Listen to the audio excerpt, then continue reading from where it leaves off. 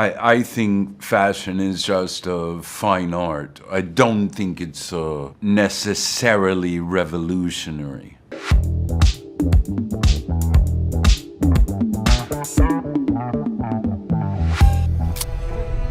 It's a time of great talent. Shujo, what do you desire? To design the most beautiful women's clothing as survival. Hi, John. I'm Ramton from the setup of Thailand. How are you? I'm well, and you? I'm doing good. I'm doing good. Thank you for having me today, and congratulations on your new show. Thank you. My first question is, a lot of people don't know that you're not just an actor, you're also a menswear designer. How does fashion means to you personally, and how familiar are you with the couture world? I love doing it. I found it fascinating, challenging, exhausting, arduous, and expensive. But I love doing it.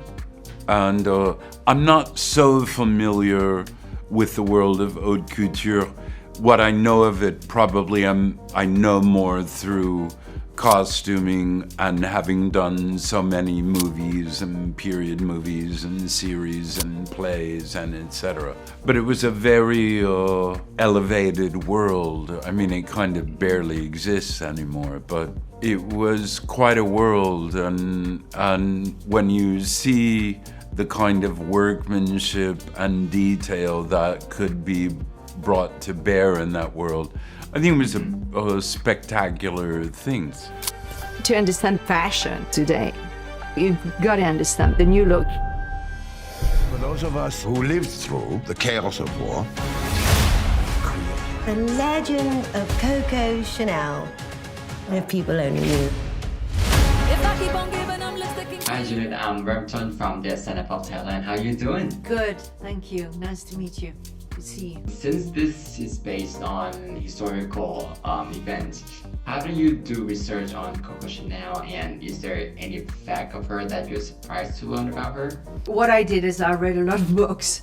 I tried to reach, people who knew her, especially at the end of her life, because she died in 1971. So I can still find people who worked with her. And also I went to Chanel House to try and look at the garments she created and the cosmetics she created and the colors to smell the real perfume at the time.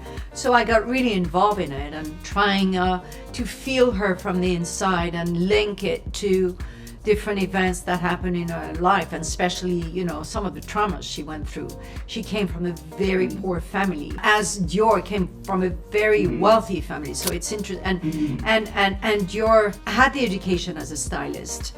Coco, she just was making things by herself and was more of a sculptor than a Dior painter. So it's a different approach, but yet they have this passion of making things, for garments. This is not just a fashion story, but a fashion story during the war.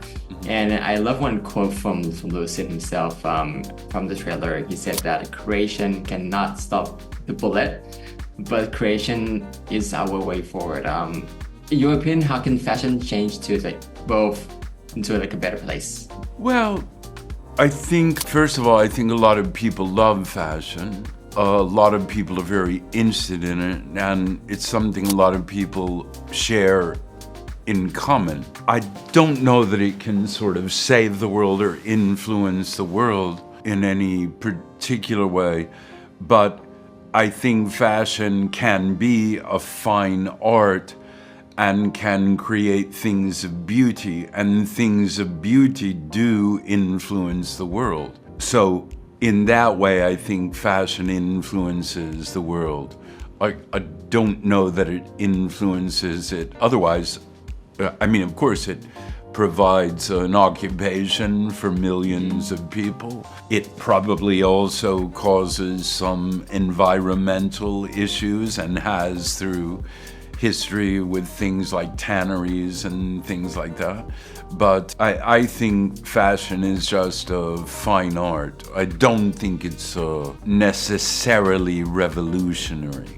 And couture is all about craftsmanship and just pure beauty in arts, right? Of course. I don't know if it's for a better place. I'm not sure about that one. but it probably gives confidence for certain people. It depends on who you are and how you feel, and it may be a period of time where you need to give yourself that confidence through outfits, and sometimes to undo and let go of outfits and fashion, you get another confidence. So I don't think that there's a recipe for it, or it's just don't believe how you dress is you. So thank you so much for your time today, My and pleasure. congratulations again. Thank you so much. Thank you very much.